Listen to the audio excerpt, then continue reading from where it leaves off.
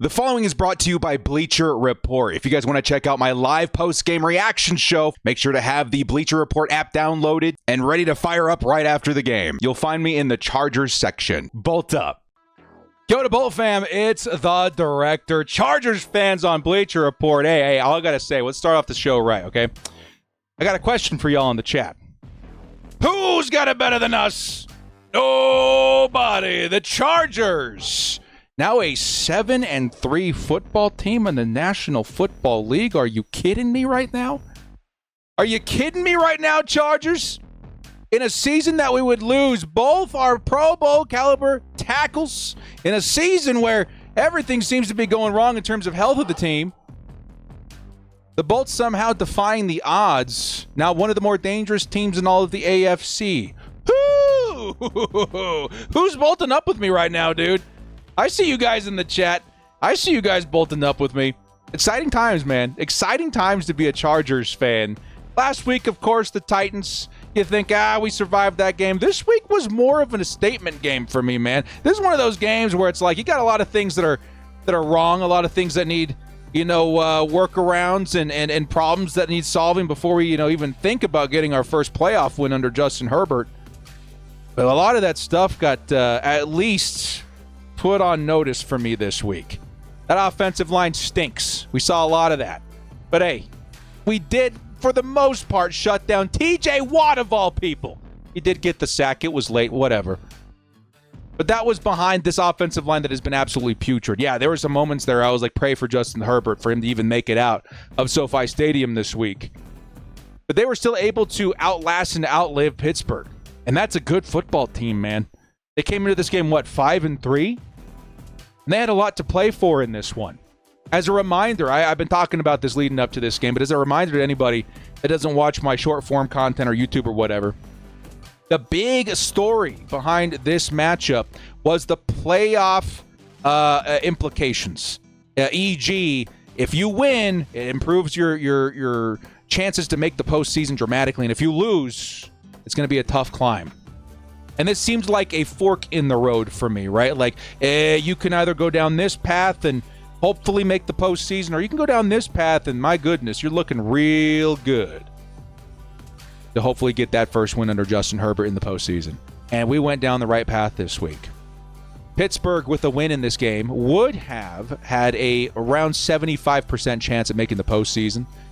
A loss, which, of course, is the result here, dramatically decreases their odds. Now around a 45% chance.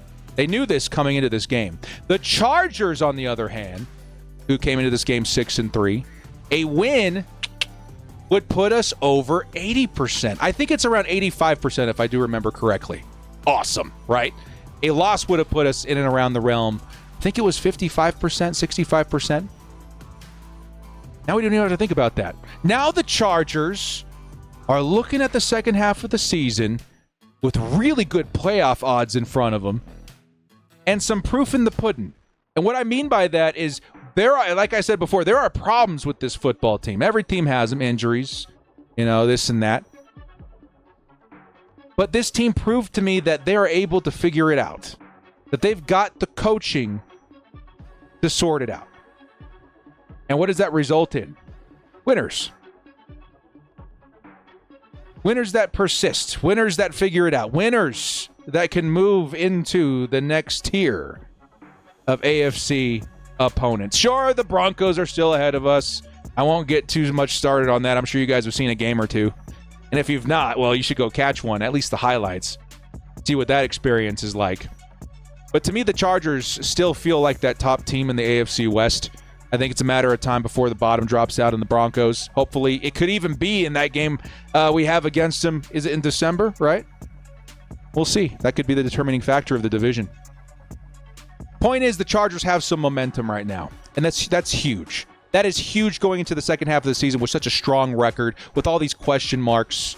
Let's kind of get started on that, man. And by the way, we're not going to overlook this. We will talk about the Keenan Allen thing, a very special game for a lot of different reasons. But the Keenan Allen, congratulations to KA13, a.k.a. Alien, a.k.a. Slayer, for breaking the Chargers' record for most receptions in franchise history, surpassing that of Antonio Gates. It's a big deal. the big deal. Congratulations to Keenan Allen, man. I'm so happy they made room for that at the end of the game. Let's take a look at some of the stats in this one. The Chargers, we'll start on this side. And Justin Herbert, predictably, had to hand him the cape and say, put it on, your Superman again. And he did figure it out. 20 completions, 220 yards, and the touchdown, despite taking 5 sacks. No interceptions this week, thank God. I feel like the turnover ratio, very important in this one. I think Mike Tomlin even mentioned it on the sideline at one point. Like, hey, you get the turnover battle, you win that battle, you may end up winning the game, and the Chargers certainly made that happen. Justin Herbert would also take off several times. Yeah, it only amounted to 20 yards, but holy crap, were they huge plays. We needed that first down. We needed the maneuverability. We needed the extra yards, and he made it happen. So you can tack that on the end there. What is that? About 240 total yards and a touchdown. Good day for Justin Herbert. Hey, surprisingly good day as well for our guy Kamani Vidal. Yo, let's go, Kamani. 3.8 average, sure. I think a lot of that was the average was hurt in the fourth quarter when he was just kind of running it up the middle, losing 2 or 3 yards a carry, just trying to kill the clock. But before that, it was well around like 5 yards a carry, 4.8, somewhere around there. Decent day for Kamani Vidal. In a day that I was absolutely convinced we'd just be throwing all over the place. They got a weak secondary.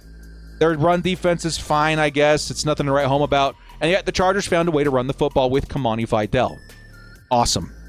Great. Perfect. Shows the Chargers are able to figure it out. And that's kind of the theme of today's video. They figured it out. Receiving, another big game for Ladd McConkey. 107 yards and the touchdown. Let's go. Feels like that wide receiver 1 status of like, is he, isn't he? He's had a big day. He's had a lot of small days. There's some drops in between. Well, it feels like he's firmly reinserted himself as the Chargers' alpha wide receiver, which is awesome. He's had some huge plays. You guys see that that touchdown up the middle? He hit this guy with a double move and then hit like a middle post, and he was just gone. And it was the smoothest transition you'll ever see. Ladd McConkey, absolutely back to his, we'll say, rookie season form, where he had one of the best rookie seasons of all time in Chargers franchise history. Absolutely awesome. He'll haul in his 4 of his 6 targets and put up some good numbers there. And he was the first Chargers touchdown, right? Yes, he was. The first Chargers touchdown on the board via Ladd.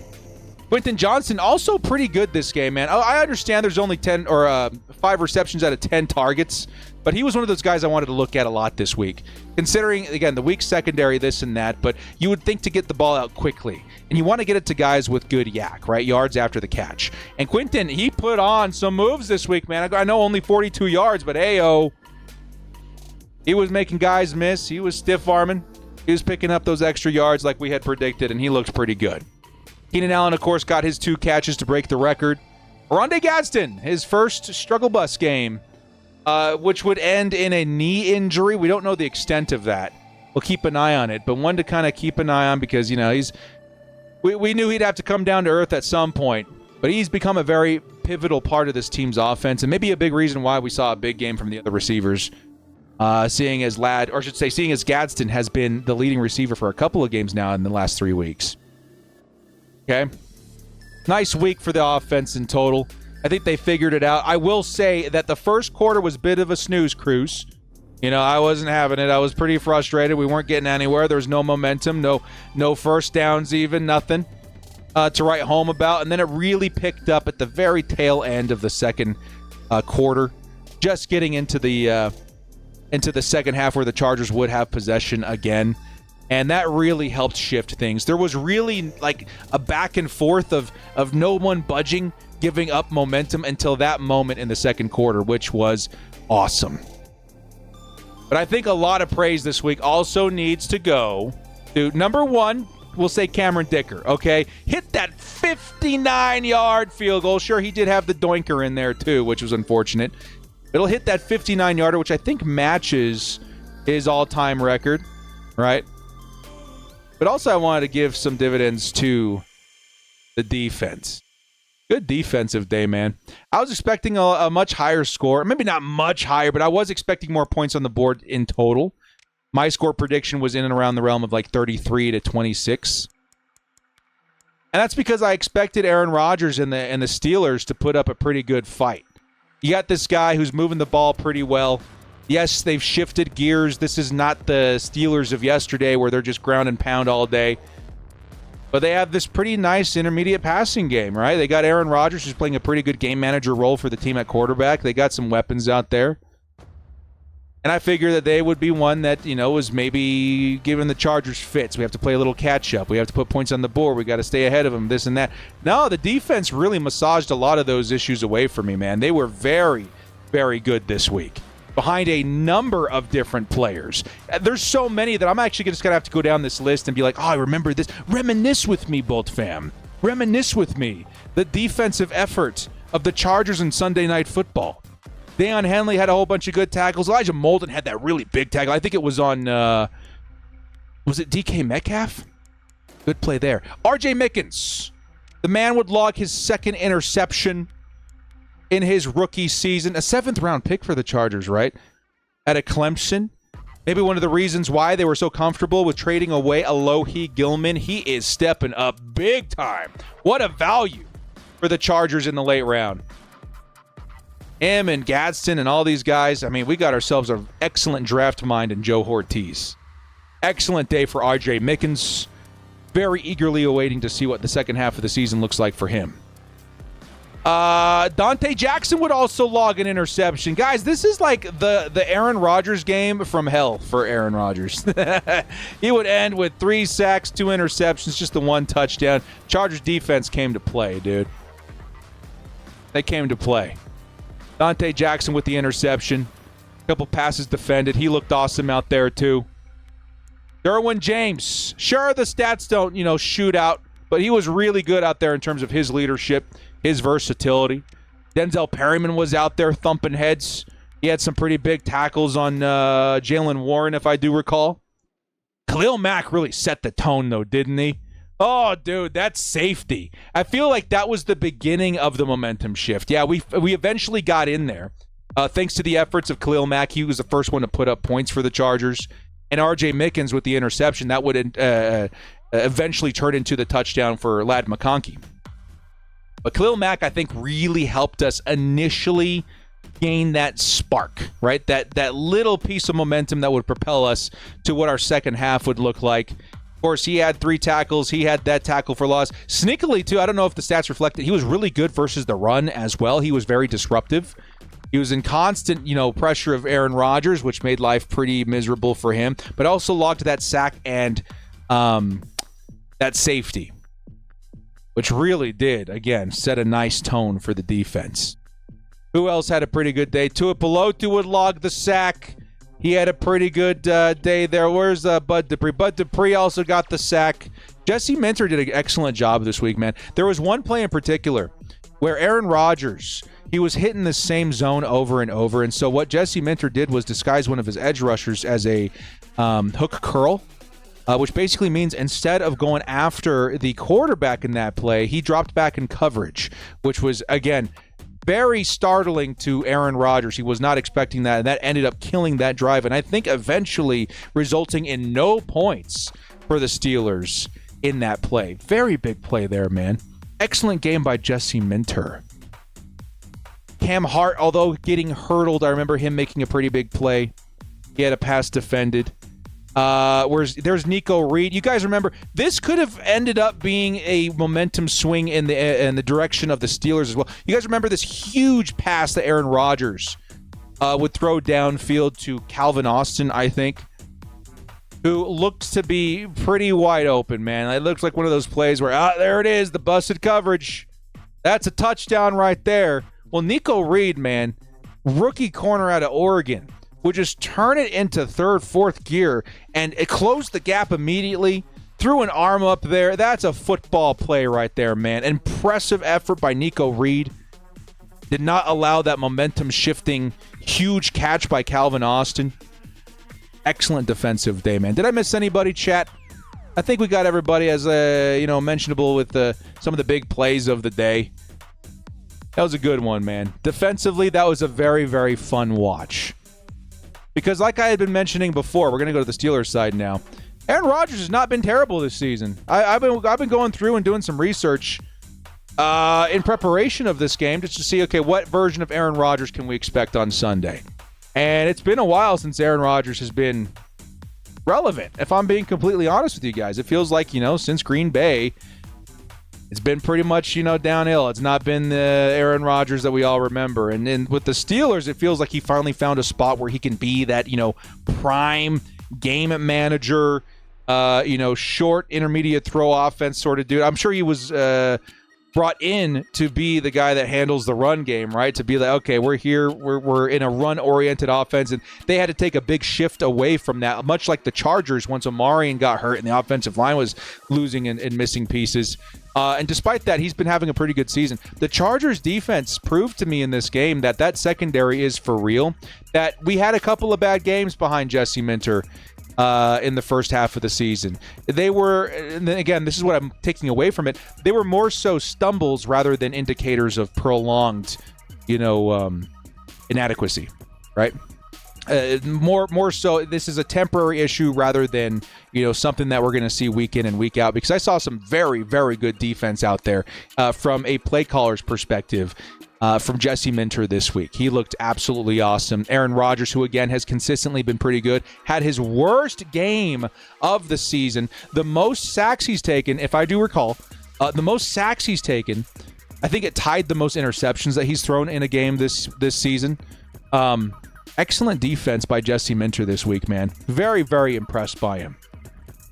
The run defense, they did their job. I would say 5 yards of carry is about what I would expect, but they didn't really ever let it get going, which is all you can really ask for out of the Chargers defense in terms of, shutting down Jaylen Warren. I saw a couple of nice plays from Jamari Caldwell. Kerr Tart, I think so as well. But that, is an indicator that that's still going to maybe be an issue, but they can figure it out. And then finally, some of their weapons here. Good job at shutting down the tight ends. This is a big emphasis that I had for this game. Watch out for Pat Freiermuth. Watch out for Darnell Washington. Maybe Jonnu Smith. And what did it amount to? Smith with 2 targets got 1 catch. Washington got 1 catch. And so what? A total of 5 catches and less than 50 yards for the tight ends. I call that a W, dude. I call that a W. It was Wilson who would end up picking up the big play, right? 27-yard long touchdown. But other than that, man, and again, we were in the phase in the fourth quarter of draining the clock and, controlling tempo. And it really wasn't one of those things where it's like, we gave up the big play. Outside of that play, like, this defense was really locked in this week, which is something to be very proud of. But good job to the Chargers, man. Now, lastly, what I'll say,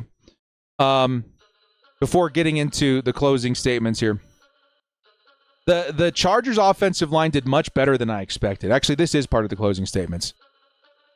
Some things I'm walking away from in this game that give me hope for the future, right? We've got the Jaguars next week. We've got the bye week the week after that. Things are looking up in the second half if you're a Chargers fan. And some of the things that this game taught me, for one, again, I mentioned it briefly, but I'll allude on it just a little bit more here. The Chargers' offensive line was shockingly better than I expected versus a player like TJ Watt and company. Now, yes, 5 sacks is atrocious. Terrible. But even expecting that, I felt that it wouldn't be enough. There would never be enough to keep the offense moving in the way that we saw tonight. That it would be so putrid that it would be the reason we lose this game. Now, yes, they gave up the sacks. There was a lot of heat on Justin Herbert all night, but it didn't hold us back this week, which was shocking. I learned that the Chargers might be able to figure it out. And this is before we've even gotten to see what Trevor Penning has to offer. I know the Chargers and its fans very excited about him being added this last week before the trade deadline. He's going to be competing, I'm guessing, mostly versus Austin Deculus, who's been very bad. That gives me hope that we'll figure things out on the offensive line. That they were able to come out there with a game plan to attack the Steelers while also giving Justin Herbert the best odds at not dying this week. Even though at times it felt like he was, they figured it out. It told me that, again, the defense has been figured out in a lot of different ways. You'll stumble here and there, but it looks good. It told me that this team is for real because, again, last week beating the Titans, nothing too much to write home about. We just beat a really good team in Pittsburgh. We're capable of taking down good AFC teams. It taught me that the second half of the season is going to be possibly better than a lot of us had anticipated, considering the 7-3 record. Hopefully 8-3 next week, which would be awesome versus the Jaguars. But also, after the bye week, man, we are expected to get some reinforcements here, dude. Like, you're going to see some players returning to the lineup, including Omari and Hampton, who, in my opinion, there's fewer players that you can add. I used to say this about Joe Alt. Of course, he ended up getting hurt again. But there's fewer players that you can add to this offense that makes as big an impact as Omari and Hampton. There's a season where, it was actually the season that he won Offensive Rookie of the Year, that Saquon Barkley would join the Giants. And that was one of the worst offensive line seasons you'll see in New York. But despite that, Saquon won Offensive Rookie of the Year and had one of the more spectacular seasons at running back that they'll ever see in New York. And that is the kind of caliber I feel we see in Omari and Hampton, where like the offensive line's so bad, it's so hard to run behind him. Although Kamani's doing a really good job. Omarian is a special talent that can overcome a lot of those problems. And having him back is going to be a big impact for this offense. Offensive line's run blocking a lot better than I expected as well, so we'll see if Trevor Penning can add to that. That's one thing I can almost guarantee is going to be way better than Austin Deculus. The run blocking of Trevor Penning is pretty dang good, if I'm being honest, at tackle.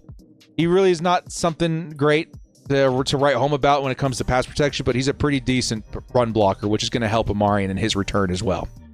So the bottom line is, what I'm trying to get here is this team is on the up and up, despite there being some pretty dark days very recently for Chargers fans, despite there being some big losses versus teams we had no business losing against, like the Giants.